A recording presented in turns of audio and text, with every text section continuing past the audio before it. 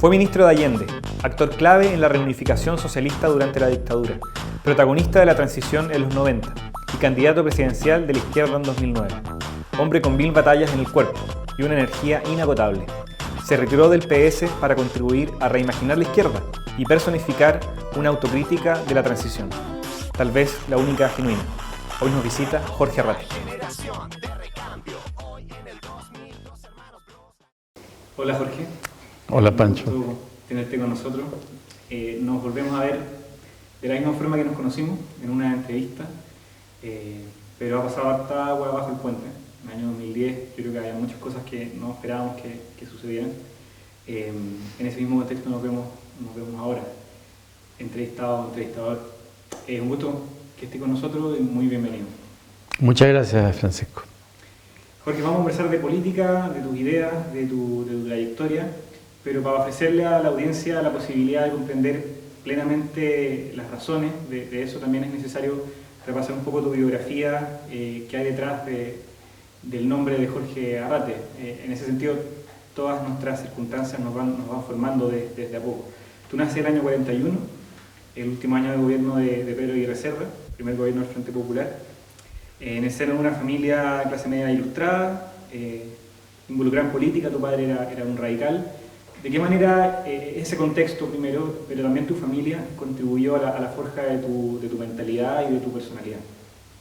Bueno, mi padre tuvo un impacto fundamental en mi formación política, porque gracias a él yo me formé en una tradición laica, que era la tradición de su familia.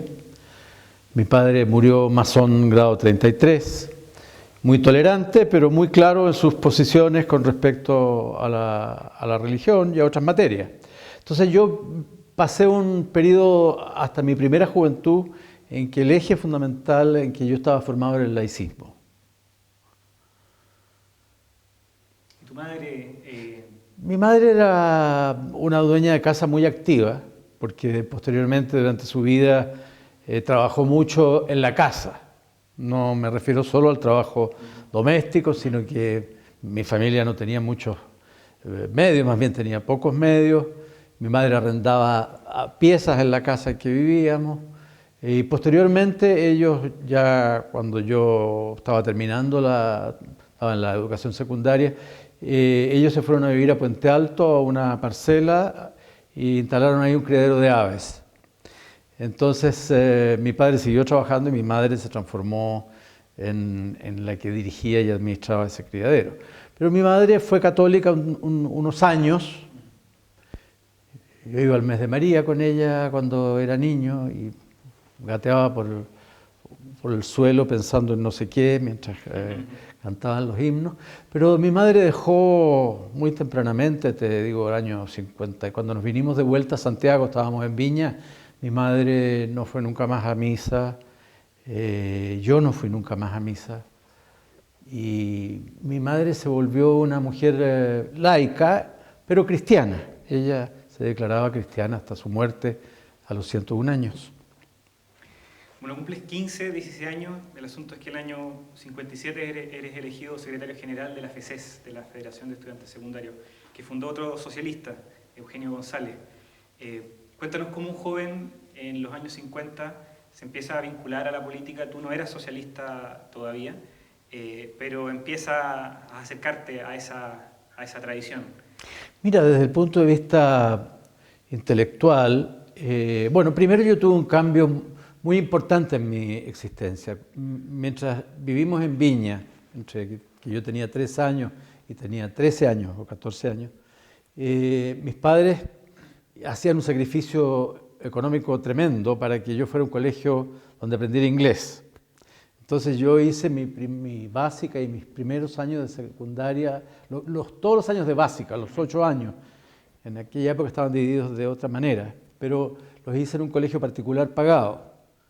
Y cuando nos vinimos a Santiago en condiciones económicas muy malas, porque mi padre había perdido todo, que no era nada, porque no teníamos mucho, pero lo que teníamos lo perdió, y nos vinimos a Santiago y yo ingresé al Instituto Nacional. Para mí ese fue un cambio fundamental.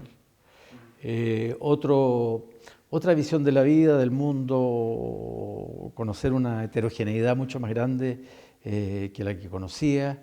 Para mí eso fue muy importante. Y allí en el Instituto Nacional hubo un inspector radical, joven radical de izquierda, siempre siguió siendo un tipo muy de izquierda, que me introdujo a la lectura de Valentín Letelier y de textos de libros sobre el socialismo. En el curso de historia yo hice una presentación, tuve que hacer una presentación sobre Marx, me saqué un 7, y mi padre era un gran comprador de libros, incluso en las épocas en que estaba mal económicamente, entonces yo tuve acceso a una biblioteca muy variada y muy rica. Y allí formamos con un grupo de unos pocos, lo que se llamó el GRES, que era el Grupo Radical de Estudiantes Secundarios. Y ahí duré yo en el GRES, después pasé al GURS, en la universidad, y un grupo grande nos fuimos del Partido Radical el año, debe haber sido 63, 62, no recuerdo ya, 60, cuando entró el Partido Radical al gobierno de Jorge Alessandri. Y allí nos escindimos, formamos un pequeño grupo que se llamó Movimiento Social Progresista. No sé por qué en esa época usábamos el nombre progresista, pero... ¿Decía algo en esa época? En esa época decía, uno siente nostalgia del progresismo de esa época. Bueno, y luego ese grupo debió disolverse porque hubo un compañero que le explotó una bomba y perdió una mano, en fin, tuvimos una situación complicada. Cuéntanos un poco más en qué contexto ocurre eso. No, esto no era una política del grupo, sino que fue un hecho individual del que no teníamos, la mayoría no teníamos conocimiento, pero esto afectó naturalmente nuestro funcionamiento. En la FECH nosotros teníamos una votación equivalente a la de las radicales, o sea, rompimos por mitad el grupo radical y equivalente a la que tenían los socialistas en esa época. Pero allí cada uno emprendió sus caminos y la mayoría individualmente. Nosotros nunca fuimos como grupo a pedir ni cargos ni posiciones. Individualmente llegamos al Partido Socialista, unos pocos se hicieron comunistas y otros fueron al MIR. Y llega un Partido Socialista muy, muy convulsionado, lo conduce ya después de mucho tiempo Raúl Ampuero, pero sobreviniendo un quiebre reciente, se reunifica el PS, pero también viene una crisis que le allana el camino a Salvador Allende para erigirse nuevamente como candidato y ganar la Unidad Popular, el gobierno de la Unidad Popular. ¿Cómo era ese Partido Socialista? ¿Qué representa para ti la figura tan olvidada, pero tan importante de ese conductor político que fue Raúl Ampuero? ¿Qué representó para ti y cómo evalúas desde la distancia también la mirada que ya en ese entonces era muy crítica del camino que estaba tomando el Partido Socialista? En su libro de La izquierda en un punto muerto. Dedicaba palabras muy duras primero a los teósofos de la guerrilla y a los políticos profesionales, en alusión a Allende. Se va Ampuero con duras críticas. ¿Qué representó para ti? Vamos a hablar más un poco más de ese libro. Pero quiero decir, primero, ocurrió la Revolución Cubana, que es un hecho trascendental para mi generación. 1 de enero de 1959. Revolvió yo todavía era parte del grupo universitario radical, pero los jóvenes radicales estábamos naturalmente con Cuba y con Fidel, eso no había ninguna duda, y lo defendíamos a brazo partido. Ese impacto fue muy fuerte, y fue muy fuerte también, tomando aquí tu pregunta, en el Partido Socialista, porque el Partido Socialista apoyó la guerrilla en la sierra antes de que se tomara La Habana. Cuando en otros sectores de izquierda, específicamente en el Partido Comunista, había vacilaciones porque el Partido Comunista tenía una contraparte en Cuba que se llamaba el Partido Socialista Popular, que era el Partido Comunista de Cuba y que posteriormente se fusionó con el movimiento 26 de julio y con el Directorio Revolucionario Estudiantil y formaron el Partido Comunista de Cuba. Pero el Partido Socialista reivindicaba eso, el haber sido los primeros que habían apoyado a Fidel Castro. Entonces, esto tuvo un tremendo impacto. Ya la Revolución Cubana dejó atrás cualquier visión que si tú eras de izquierda, no podías omitir este hecho macroscópico, ¿no? Y eso nos impactó mucho. Entonces, yo tuve que adoptar una decisión en ese momento. ¿Me hacía socialista o me hacía comunista? Y conversé largamente con un amigo que yo estimaba mucho, que trataba de convencerme de llevarme al PC, y tenía otro grupo de amigos que eran socialistas. Nosotros trabajábamos en el FRAP ya. Yo fui candidato a presidente de la FECH. Por el FRAP. Bueno, fui presidente del Centro de Derecho por el GUR, y cuando era presidente del Centro de Derecho me fui del GUR. Y 2 años después fui candidato del FRAP a presidente de la FECH. Todavía no había ingresado al Partido Socialista como simpatizante, Pancho, porque yo ingresé al Partido Socialista como simpatizante. Tú no podías ingresar al Partido Socialista como militante, sino que te daban un carné azul y te tenían a prueba 1 año, 1 año y medio. En realidad no había muchas pruebas, pero era un periodo de espera y luego de eso te entregaban el carnet rojo que yo conservo hasta hoy día y que lleva la firma de Raúl Ampuero. En realidad es la razón por la que lo conservo. Mira, Raúl Ampuero era un conductor político formidable, ¿eh? Un tipo muy impresionante. Yo la primera vez que lo vi físicamente fue un día sábado o domingo que estábamos con mi pareja de entonces, fuimos a la piscina en Las Vertientes y de repente veo surgir del agua de la piscina a Raúl Ampuero. Me causó una impresión tremenda porque encontré que era tan ciudadano, ¿ah? Un tipo que iba a la piscina el día sábado o domingo a una piscina pública, ¿ah?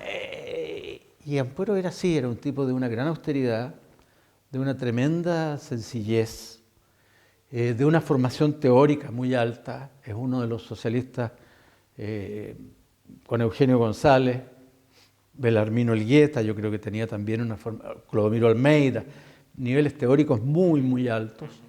Y eso lo tenía Raúl. Tenía una pluma privilegiada para escribir textos políticos. Entonces, a mí me provocaba mucha admiración. Yo entré al Partido Socialista mirando a Allende y mirando a Ampuero, ¿no?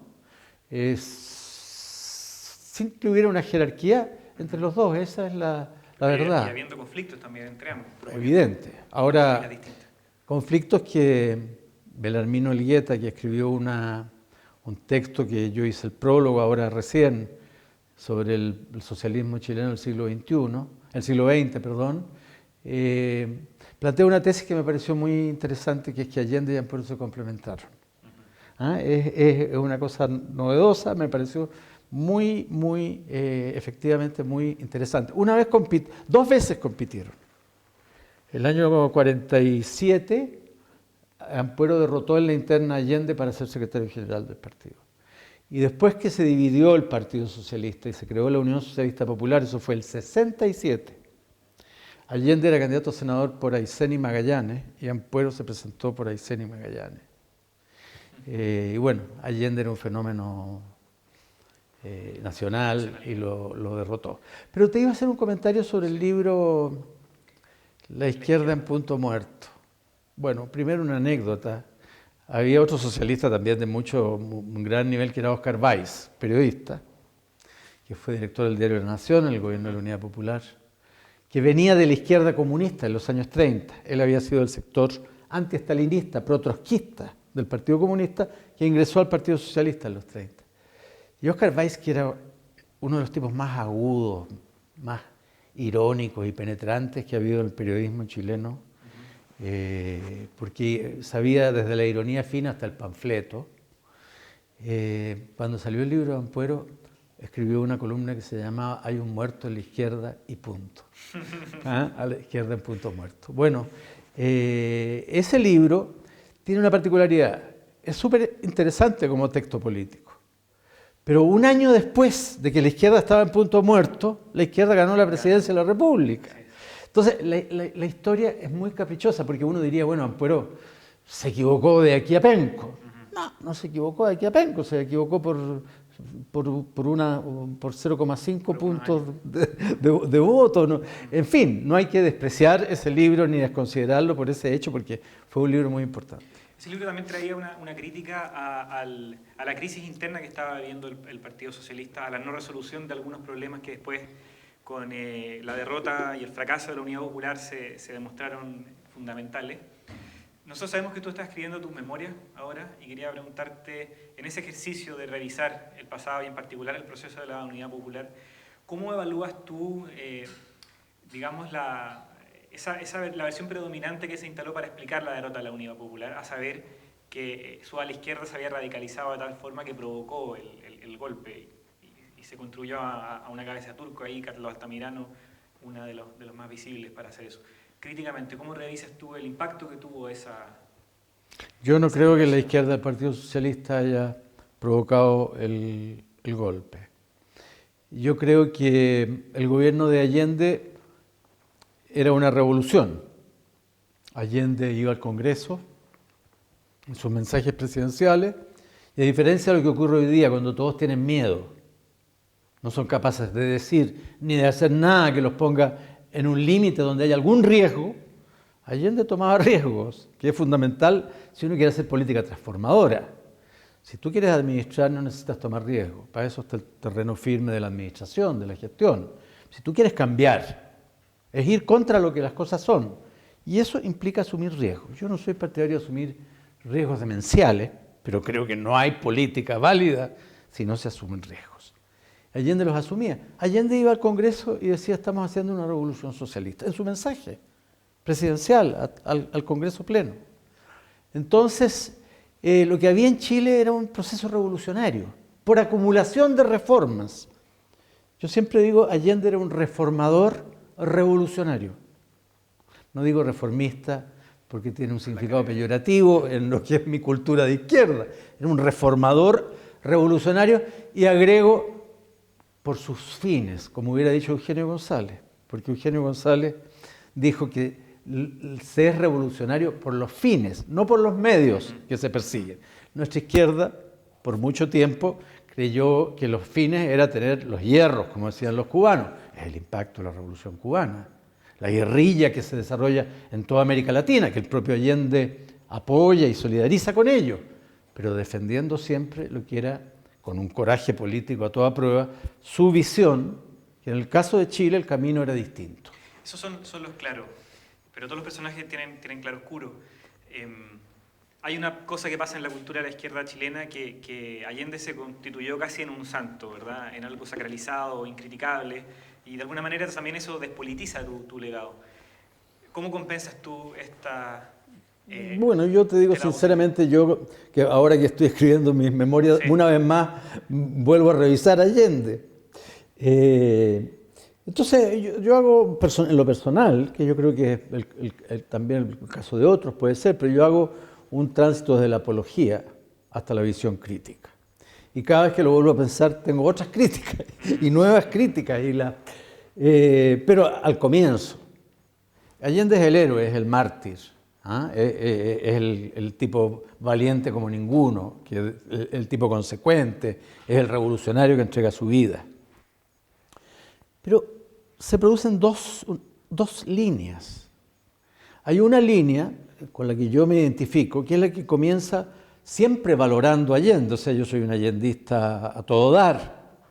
Pero ser allendista para mí significa ser crítico, no vivir del halago y de la alabanza a Allende y encontrar que todo lo que hizo Allende fue bueno, porque Allende era un ser humano. Allende también cometió errores políticos y tenía defectos de formación, en fin. Pero hay otra línea que lo que hace es ir transformando a Allende en un romántico.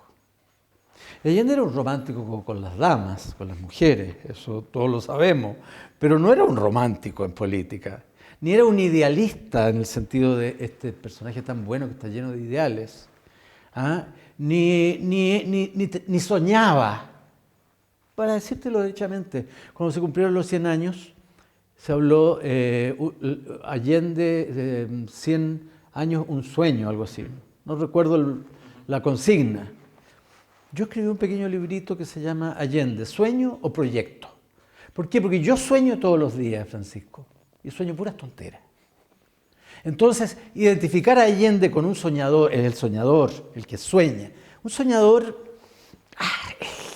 está carreteando un día en la noche, tomándose una cerveza y fumándose un pitillo y sueña. No, Allende era un político, un revolucionario que tenía un proyecto, bueno o malo, pero tenía un proyecto.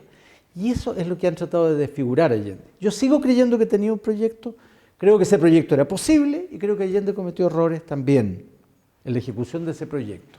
Y que no se puede achacar el fracaso o la derrota, digamos, del gobierno de Unidad Popular a la izquierda del Partido Socialista. Después de la derrota de la UP, se inicia un proceso de disputa interna en el Partido Socialista muy fuerte. Y se inicia un proceso que tú impulsas junto a otros, que es el de la renovación socialista, en el que, creemos nosotros, están muchas de las bases de las transformaciones ideológicas y, por supuesto, políticas que ocurren en la tradición socialista en Chile. De hecho, hay una deriva neoliberal, francamente, de un sector del socialismo que también apela a lo que fue la renovación. Pero tú inicialmente apelabas a otra cosa, escribiste renovación y rescate. Yo quería preguntarte cuál era el contenido y la justificación de la renovación que perseguiste, pero también por qué no se instaló, por qué fracasó la idea que tú tenías de renovación. Yo diría que se instaló, pero que pasó de largo. ya vamos a eso. Mira, hay que poner las cosas en su momento y en sus circunstancias. Vino el periodo de análisis, de evaluación de por qué habíamos fracasado, ¿no? Los años a partir del fines del 73, 74, 75, 76. Entonces surgió una tesis con mucha fuerza dentro del Partido Socialista y también la interpretación que tenía el Partido Comunista, que habíamos fracasado porque no había una dirección única. Habíamos fracasado porque no... el documento de marzo planteaba exactamente. Eso. Exactamente. En el Partido Socialista, el documento de marzo, por su parte lo hacía el MAPO en otro documento, y la interpretación del Partido Comunista era que había faltado una dirección única. Bueno, yo no conozco ninguna revolución donde haya habido una dirección única. Ni conozco procesos de construcción socialista de algún interés donde haya habido esto que se llama una dirección única, porque donde los ha habido, los regímenes se convirtieron en dictaduras donde no había ningún espíritu crítico, ni ninguna capacidad de crítica, que negaba algo que para mí es esencial. Es la yo la llamo la biodiversidad de la izquierda. Un partido no es la izquierda. Ningún partido puede pretender sustituir a la izquierda.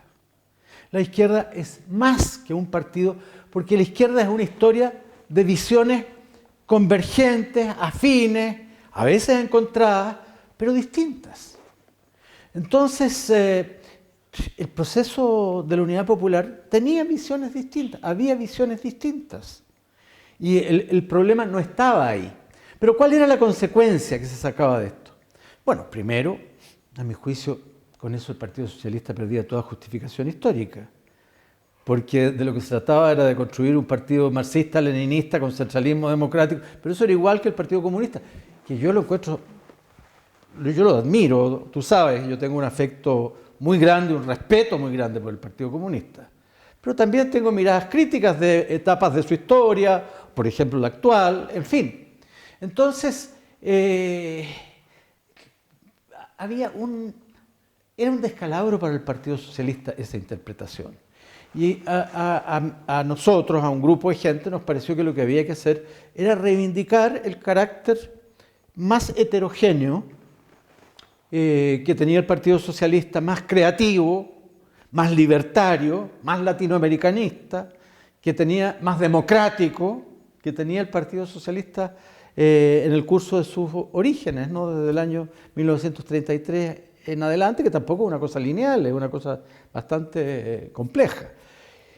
Por eso yo hablé de rescate, el título de mi primer libro, El socialismo chileno, rescate y renovación, porque se trataba de rescatar la declaración de principios del año 33, el programa que redactó Eugenio González del año 47, que a mi juicio Es uno de los grandes documentos políticos del siglo XX chileno. Había que rescatarlos. ¿Frente a qué? Al marxismo-leninismo científico que estaba codificado en los manuales soviéticos. Entonces, por eso queríamos rescatar. Y queríamos renovar porque el mundo había cambiado.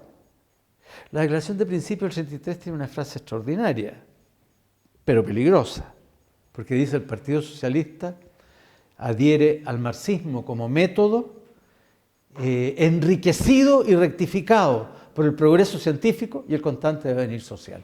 ¿Qué frase más contemporánea? Hace más de 70 años, 80 años. Una frase de hoy día, sí, pero ¿cuánto cabe ahí? Porque sobre la base de esa frase hay quienes son capaces de justificar cualquier cosa. Aunque el marxismo, la idea de marxismo siempre pone un cierto límite, por lo menos no he conocido hasta hoy día un marxismo neoliberal. Ahora, esa fusión entre rescate y renovación es lo que nosotros impulsamos. Yo estoy en ese momento muy influido porque yo estoy en Roma. Entonces estoy leyendo fuertemente a Gramsci en la versión de Los Cuadernos de la Cárcel, la original, publicada por Togliatti. En esos días sale en Roma la edición crítica de Valentino Guerratana, de Los Cuadernos de la Cárcel. Yo me voy a Berlín, a la RDA, y es como divertido, porque termino leyendo a Gramsci en la RDA. Y en la oficina secreta que tenía el Partido Socialista en la RDA, mis compañeros se reían de Gramsci. Entonces yo ponía la revista Tiempos Nuevos, que era una revista soviética, y detrás de la revista ponía Los Cuadernos de la Cárcel, y en mi oficina me sentaba a leerlo.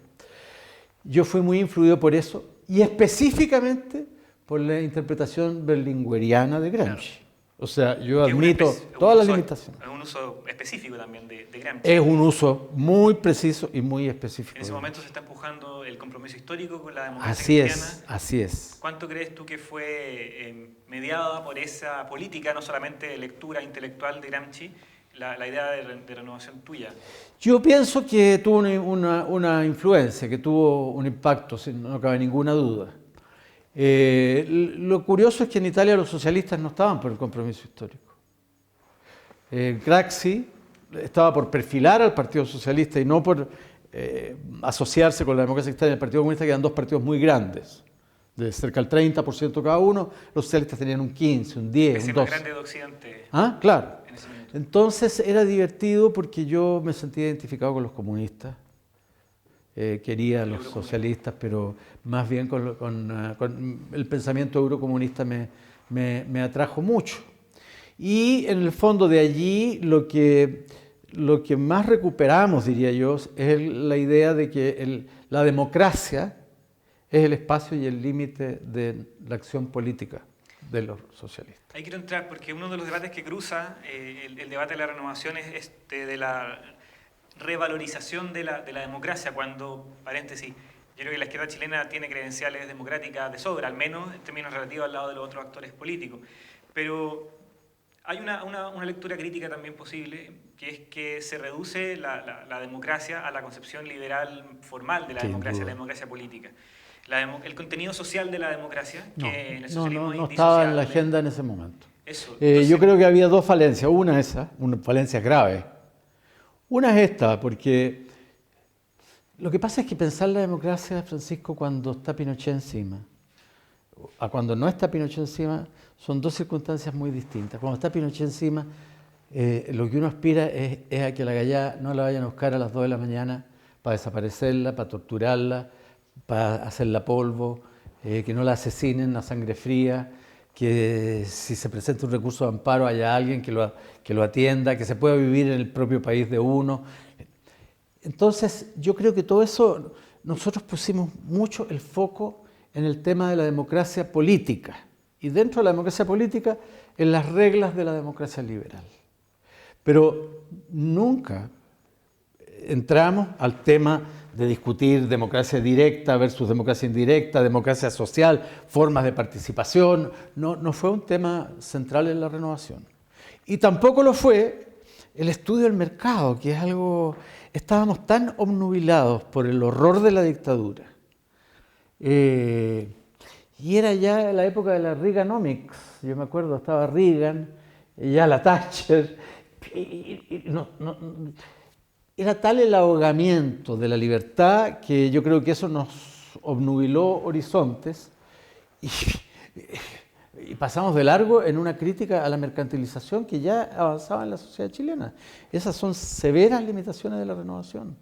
Muchos renovados, de hecho, reivindicaron la posibilidad de separar esa democracia política o formal de la democracia social y ahí se puso yo para creo que la sí. vida neoliberal. Yo creo que sí, porque uno no puede negar. Yo he hecho una clasificación en renovación, post-renovación y ultra-renovación. Pero uno no puede negar que por más que yo haga esta clasificación, que sigo creyendo que es válida, que hay una suerte de renovación original, que es rescate y renovación, que la post-renovación yo le identifico con la centralidad que adquiere el PPD por sobre el Partido Socialista en la política chilena, y la ultra-renovación con todos estos neoliberales disfrazados de socialistas que andan dando vueltas, que se dedican al lobismo, que tejen y tejen lobby todos los días, que se relacionan con grandes empresas para que les financien sus actividades políticas. Esa es la ultra-renovación para mí. Pero yo tengo que reconocer, porque sería torpe e inmoral casi no hacerlo, que bueno, uno tiene que entender que en una formulación como la nuestra, original de la renovación, hay gérmenes también que pueden haber dado lugar a esas, voy a usar una palabra que no me gusta, a esas deformaciones, pero a esos cursos. Cuando te digo, nosotros nos saltamos estos dos grandes temas, claro, estábamos dejando una puerta abierta muy grande, no cabe ninguna duda. En ese contexto de la transición, te dejo por mientras para que revises un dibujo de la Topace que habla precisamente de los conflictos que habían en el seno del Partido Socialista. Porque pasa una cosa extraña, muchos que desde la izquierda criticaban a la renovación, la cruzan por la derecha hasta bastante más allá para constituir después como el partido de orden de la Concertación. Escalona era quizás uno de los representantes públicos al menos más cuando claros de eso. Cuando concedió el partido del año 79, nosotros pasamos a ser la derecha del Partido Socialista, los amarillos, los socialdemócratas. Yo nunca he aceptado ser socialdemócrata y no me considero un socialdemócrata. Pero nos calificaban de socialdemócratas y lanzaban diatribas morales en contra de estas posturas, ¿no? Bueno, yo digo medio en broma, medio en serio, yo creo no haberme movido demasiado.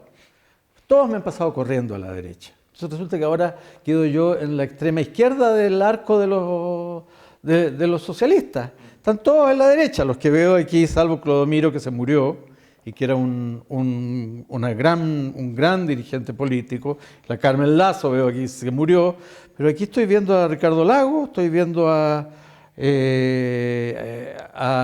Núñez, no sé quién es ese otro, a Escalona. Uno de los episodios duros que te toca vivir en ese tiempo, cuando eras ministro de Educación de Patricio Aylwin, es que te toca defender una política que después resultó muy negativa para la educación pública y muy resistida por los estudiantes, que fue la implementación del copago en la educación escolar. Cuéntanos un poco cuáles son las condiciones que te llevan a tener que defender esa política y qué lecciones, qué autocrítica te haces después de eso. Me estoy tomando esta pastilla no por la pregunta, sino que me la estoy tomando porque es un antibiótico y tengo que tomarlo a las 4 horas. Sí. Mira, yo diría que lo primero es señalar que el copago viene de antes del año 1989, el financiamiento compartido, y que lo que tuvo el año 93 fue una modificación que lo amplió su campo de ejecutoria. Y que yo tengo la responsabilidad como ministro de Educación de que eso haya ocurrido, porque yo era ministro de Educación, o sea, un ministro de Educación no puede decir que no era responsable de eso. Lo que yo creo que hay que discutir es de qué es lo que yo fui responsable. Porque por razones completamente ajenas al tema, a mí se me ha cargado con el financiamiento compartido a partir del año 2009, porque la gente de la Concertación desarrolló una campaña en mi contra por la campaña presidencial del año 2009. Entonces me convirtieron en el ogro del financiamiento compartido, en circunstancias que ellos gobernaron 20 años después que yo dejé de ser ministro de Educación. Y en esos 20 años cuando se disparó el financiamiento compartido. Afortunadamente, Pancho, Aldo Pasalacqua, que era el jefe de la educación católica, de la FIDE, es un tipo que ha declarado en los diarios hace un tiempo atrás que él y yo, cuando discutimos el tema del financiamiento, jamás concebimos el financiamiento compartido como llegó a funcionar. Pasalacqua. Y Carlos Uneus, un demócrata cristiano, en su último libro, La democracia semisoberana, señala cuáles fueron mis posiciones públicas, críticas, respecto a los riesgos que tenía el financiamiento compartido. Pero yo me equivoqué, creí eso. Los que vinieron después incluso dictaron una ley del año 97. Hay una ley del 97 que regula todo esto. Y todos votaron a favor. Los que me criticaban en el 2009 votaron a favor de esa ley que regulaba el financiamiento compartido. Diríjanse a Frey, a Lagos y a Bachelet, hay que decir a Piñera, porque el financiamiento compartido se disparó en esos gobiernos. Que respondan por qué los que eran ministros de Educación en ese tiempo y eran tan críticos no lo terminaron. Ricardo Lagos se opuso desde el principio. Eso es así. Pero fue presidente de la República. Podía haber hecho algo para terminar el financiamiento compartido. No, en su gobierno también el financiamiento compartido creció. ¿Lagos fue el primer presidente socialista después de Allende? No, Lagos era PPD. No era socialista. Pero tenía las dos. Por gracia era un socialista por gracia, pero no era militante del PPD. Llega a ser presidente y una de las primeras cosas que hace es ir en rigor al foro empresarial de NADE y decir, acepto la totalidad de su agenda, empuja la llamada agenda de modernización y se inaugura una suerte de cogobierno entre la clase política y la clase empresarial muy explícito. ¿Cómo fue para ti vivir que en ese minuto ya te estabas un poco alejando de la primera línea de la política, asumes la embajada en Argentina, ver a quien también había sido un dirigente de la renovación, quizás no con mucha incidencia al principio, pero que sí asumió una figuración pública, defender y encabezar un proceso de deriva neoliberal tan claro? Mira, esto se había producido antes, porque cuando asumió Eduardo Frei, el 94, su primer acto fue inaugurar un foro empresarial que se hizo en paralelo a la asunción del mando, aprovechando que venían en las delegaciones muchos empresarios. Yo entendí, yo acababa de ser nombrado, juré de ministro del Trabajo ese día, y lo que hice fue irme a la CUT. Me fui a la CUT como un acto, como un gesto simbólico, ¿no?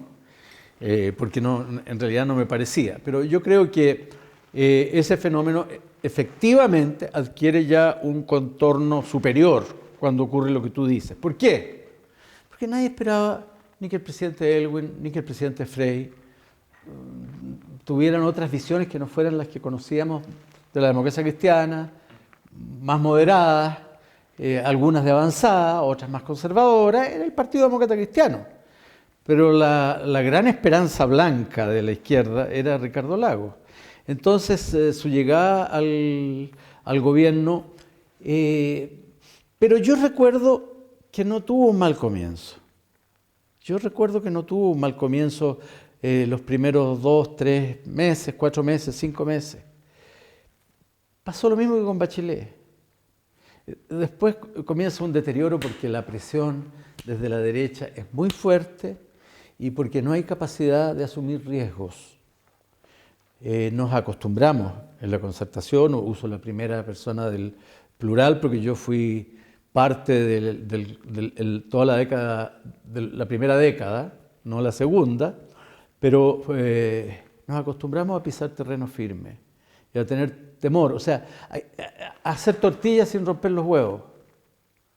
Temor a las marchas, temor a que la gente se organice, temor a que desfilen, temor a que hagan un saqueo, a que rompan unas vitrinas.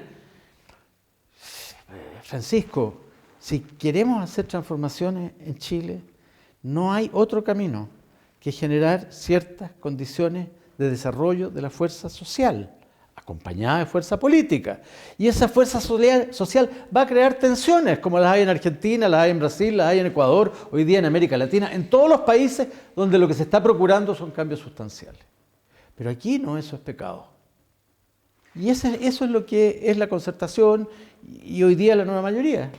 Vamos a la coyuntura actual, porque tú dices, la derecha presionó e impidió muchas cosas, pero el gobierno de la nueva mayoría, que para mucha gente, en rigor, cada vez menos, porque el gobierno de Bachelet es el gobierno menos votado de la transición, generó la expectativa de que ahora sí se pudiera venir un gobierno reformista. Es un gobierno que tiene mayoría parlamentaria para hacer muchas cosas, pero a pesar de eso, estas no solamente no han ocurrido, sino que se han empujado reformas, muchas de ellas, como la reforma laboral, contra los intereses de los trabajadores, una educacional, con los profesores en contra de los estudiantes, y así continuamos. Y en medio de una crisis de representatividad política muy, muy significativa. ¿Crees que sigue siendo válida esa idea de que hay un no dejar hacer a la concertación en circunstancias que hoy día sí tenían más condiciones para empujar ciertas reformas? Y sobre todo, ¿cómo relacionas eso con la crisis que hay? ¿Qué carácter le asignas tú a esta crisis? ¿Cuán profunda? Mira, yo creo que la nueva mayoría es ideológicamente falsa. No es mayoría.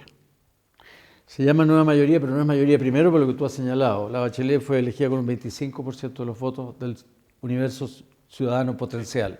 La gente no sabe esto, cuando tú se lo dices, quedan todos con los ojos dándole vuelta. Pero no sabe porque todos constataron este hecho dramático que solo un 40% votó, que todos los partidos bajaron su votación absoluta.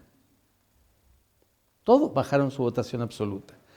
Pero todos dijeron, no, esto es muy serio, muy grave, es algo que tenemos que atender. Dieron de vuelta a la página y dijeron que era un triunfo espectacular, arrasador de la presidenta.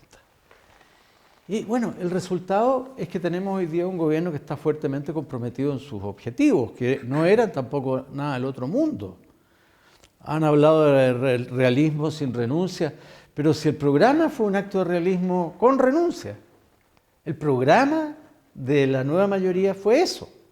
La palabra cobre no existe en el programa de Michelle Bachelet.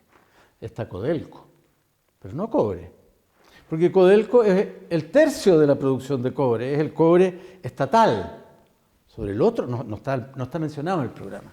A mí me parece monstruoso que en Chile, donde el cobre todavía representa lo que representa, porque seguimos dependiendo de nuestras exportaciones de cobre, esa palabra esté erradicada de un programa presidencial. Las AFP, se inventó una AFP estatal que al final hubo que reconocer que no servía para nada y que la archivaron, porque no se toca el tema de las AFP y la Asamblea Constituyente no se menciona, y hemos vivido esta cosa verdaderamente, mejor no digo el adjetivo, de elusión del tema de la soberanía popular. Aquí se trata de no reconocer la soberanía popular para debatir, para discutir, para dialogar y para decidir. Entonces se habla de participación incidente. Yo no había oído o no había leído este concepto. Entiendo que es una participación que tiene efectos, que eso quiere decir. Pero ¿quién determina si tiene efecto o no tiene efecto? Los que están atentamente viendo qué es lo que discuten estos cabildos y este proceso, y que son los que van a decidir en último término. Yo creo que aquí lo que enfrentamos es un cuadro en que la derecha sigue gobernando de forma enmascarada. La derecha gobierna por enmascaramiento. Y solo con Piñera gobernó, pero trata entonces de conquistar a la concertación, trató de conquistar a la renovación. Estábamos hablando de la renovación. El Mercurio creó su propia renovación. Los renovados que salían en el Mercurio, que hacían la renovación, el integrante de la renovación socialista eran Enrique Correa, José Antonio Veragallo, José Joaquín Brunner, Eugenio Tironi. Entonces tenían su propia renovación. Acá la derecha lo que hace es gobernar por enmascaramiento, y el enmascaramiento hoy día es la nueva mayoría, y dentro de la nueva mayoría es la Democracia Cristiana y el Partido Radical, sectores del PPD y algunos socialistas.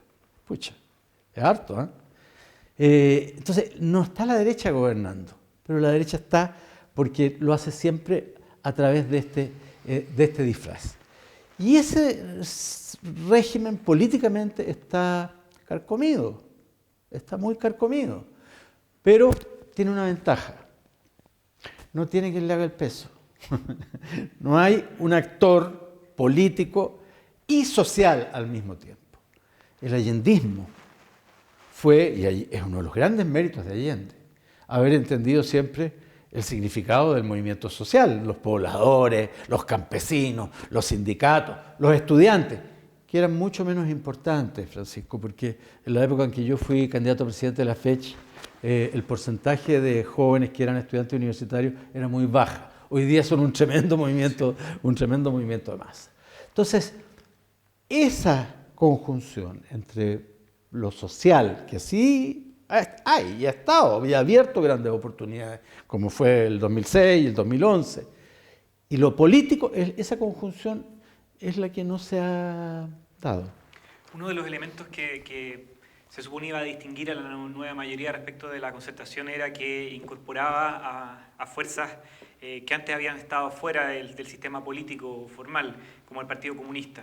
Tú te has caracterizado siempre por un respeto al PC por su historia, por toda la dura historia que le tocó vivir, sobre todo en dictadura. Por lo tanto, es muy difícil cargarte con la etiqueta de anticomunista o de crítico a priori a ello. Pero la verdad es que su influencia no solo ha sido escasa, sino que hoy día vemos en desarrollo social a un ministro comunista defendiendo la profundización de la política social focalizada, por ejemplo. ¿Tú crees que tiene cabida la izquierda, pero sobre todo una fuerza de cambio dentro de la nueva mayoría? Mira, yo a partir del año 2009 hice un esfuerzo por generar referentes políticos de izquierda, varios esfuerzos que no tuvieron resultado, y cada día que pasa ahora siento que la decisión que adoptó el Partido Comunista ya en esa época de irse acercando a Michelle Bachelet y de irse acercando a la concertación, porque eso era evidente a partir del año 2010, no cabe ninguna duda. Yo di una batalla de ideas, de documentos, de opiniones, pero obviamente yo sabía que las cosas iban al lado que fueron. A mí me parece que fue un golpe duro a las perspectivas de avanzar en un proceso que tenía alguna perspectiva. Pero bueno, es una opción legítima la que hizo el Partido Comunista. Yo la entiendo, pero no la comparto. Sigo sin compartirla más que nunca, no la comparto. Creo que el Partido Comunista se ha convertido en los nuevos autoflagelantes ahora son los autoflagelantes de la nueva mayoría, así como nosotros, los socialistas de izquierda, fuimos los autoflagelantes de la concertación. Y que tiene poca influencia. Bueno, lo dije, yo he escrito varias cosas y he dado un par de entrevistas, no mucho más, pero cada vez que lo he escrito o he hablado he dicho, mire, yo creo que el problema es que no les gustó esto a mis amigos comunistas. Tuve un raspacacho fraternal en los diarios. Yo estaba en Inglaterra. Te recordó, claro, que estabas afuera y que casi que no tenías autoridad para Claro, y que estaba, no sé, está en Inglaterra o en las nubes, dijo Guillermo. En realidad yo estaba en Inglaterra y bastante en las nubes, me tocó viajar harto, pero yo entiendo que no fue a las ideas, sino que fue al veto a la persona. Es una mala forma de discutir, creo yo. Pero eso no gustó. Pero yo lo vuelvo a reiterar. Yo creo que la capacidad de decidir es muy poca. Los hechos lo están demostrando. Y el Partido Comunista se ha convertido hoy día en el muro de contención del avance de las fuerzas conservadoras dentro de la nueva mayoría. Es un rol noble, pero no es políticamente el más eficaz que podría haber cumplido. Jorge, ahí terminando, nosotros después del año 2011 en que irrumpe una fuerza social, la estudiantil, pero liderando un descontento social muy, muy amplio, tratamos de proyectar a la política ese espíritu. Entre otras cosas, nos presentamos a las elecciones parlamentarias el 2013, los autonomistas, y desde allí nos encontramos. Para nosotros fue muy significativo, te lo digo porque fue el encuentro de dos mundos políticos y dos generaciones que estimamos clave para construir una fuerza capaz de cambiar las cosas. ¿Cómo imaginas tú a la fuerza política capaz de proyectar a la política estas aspiraciones de cambio que hoy día no están siendo representadas en el sistema político tradicional, pero que se hacen sentir en la sociedad chilena cada vez más. La verdad, Francisco, es que me da un poco de miedo opinar, porque opiné tanto después del 2009 sobre este tema y bueno, mis opiniones no tuvieron gran eco, entonces me siento, pero como soy un opinante por vocación, no voy a eludir la pregunta. Yo creo que, primero yo pienso que, que hay que reconstituir una izquierda en Chile, no es la izquierda, es una izquierda. Me dicen a veces, pero ¿por qué una izquierda? Bueno, porque yo tengo puntos cardinales, la gente necesita puntos de referencia. Y no decir, mire, lo que yo quiero construir es una izquierda contemporánea, nueva, es entregarse a las tesis que sostienen que ya se acabó la izquierda y la derecha, y en ese mundo de la indeterminación hay algunos que lo hacen muy bien ahí, pero no es mi caso. Entonces, yo creo que hay que reconstituir una izquierda. ¿Qué es esa izquierda? Es la unidad de la izquierda. Para mí la unidad de la izquierda es la unidad socialista comunista. Históricamente la llamábamos la unidad de la izquierda y éramos el eje socialista comunista, los dos grandes partidos enraizados en la clase trabajadora. Si eso ocurriera hoy día, en el hecho ocurre dentro de la nueva mayoría, eso no da una izquierda. Los dos partidos clásicos, respetables, particularmente en el caso del Partido Comunista, que sigue teniendo ideas. El Partido Socialista cada vez me da más la impresión, porque no distingo, no sé cuál es la diferencia que hay entre Camilo Escalona e Isabel Allende, entre José Miguel Insulza y Osvaldo Andrade, y sin embargo siguen perteneciendo a corrientes distintas. Bueno, en mi época las corrientes representaban ideas, no postulaciones de poder. Entonces, siguen siendo fuerzas, en todo caso, con su historia, con su raigambre, muy importantes y muy respetables, y muy queribles las dos para mí, porque yo pasé 46 años de mi vida en el Partido Socialista y eso no lo olvido. Sin embargo, ellos sumados no dan una izquierda, porque la izquierda es mucho más hoy día de lo que es la suma de comunistas. Entonces hay que tener ese concepto claro. Y tercero, yo creo que se requiere una izquierda que sea un polo, no en el sentido del extremo, un magneto, una izquierda magnetizadora. Una izquierda magnetizadora es una izquierda que atrae, es un imán, atrae. ¿Qué es lo que ocurre hoy día? Que la izquierda es atraída.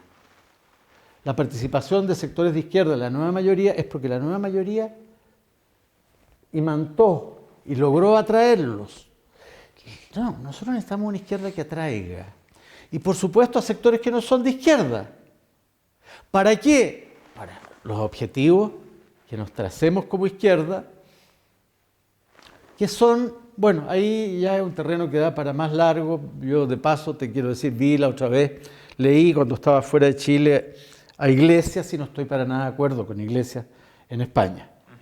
Creo que tuvo una intervención torpe, desmedida e innecesaria. Un maltrato a la izquierda tradicional española, en particular a los sectores de Izquierda Unida que tienen una trayectoria de lucha desde la guerra civil en adelante. Pero para ir a lo más importante, no me gustó cuando dijo, nosotros no nos gusta perder, nosotros queremos ganar. Mi pregunta es, ¿qué es ganar? Porque si Iglesias lo que quiso decir que es ganar la presidencia del Consejo de Ministros de España, yo no estoy de acuerdo. Sí, a mí me gustaría que en Chile volviera a haber un Allende. Pero ganar para mí es ganar influencia en la sociedad, ganar poder en los distintos espacios donde circula el poder, que circula por todos los espacios, porque me dio la impresión que a Iglesias le había salido del Palacio de Invierno, que debe ser de su vieja formación comunista. A nosotros nos gusta ganar, ¿qué quiere la Moncloa? No, a mí me gusta ganar, pero ganar para mí no es solo ganar elecciones. La política es una lucha cultural que tiene una dimensión de plazo muy largo y es ahí donde también tenemos que ir ganando. Jorge, antes de despedirnos, vamos a hacer una pequeña ronda. Yo te voy a decir algunos nombres y tú me vas a decir lo primero que se te viene a la mente. En muy pocas palabras. Clodomiro Almeida. Un gran socialista, un amigo con el que discrepé muchas veces y coincidí muchas veces, del que guardo un recuerdo inmenso. Carlos Altamirano. Bueno, un amigo, uno de mis mejores amigos, del que yo aprendí mucho, y que lo considero entre uno de mis formadores. Marco Enriquez Minami. Un hoyo negro que todo lo absorbe, lo analiza y lo indetermina. Marco es la indeterminación. Nuestro amigo Carlos Ruiz. Un gran valor, pues. Yo creo que Carlos el otro día lo vi en la televisión y aunque empezó un poco flojo porque parece que estaba como los jugadores de fútbol que hace mucho no habían hecho la pretemporada, después tuvo una brillante recuperación y dominó el programa en que estuvo. Diamela Altit. Es muy cercana, una gran escritora. Gracias, Jorge, por estar aquí. Muchas gracias a ti por la invitación. Suerte a todos.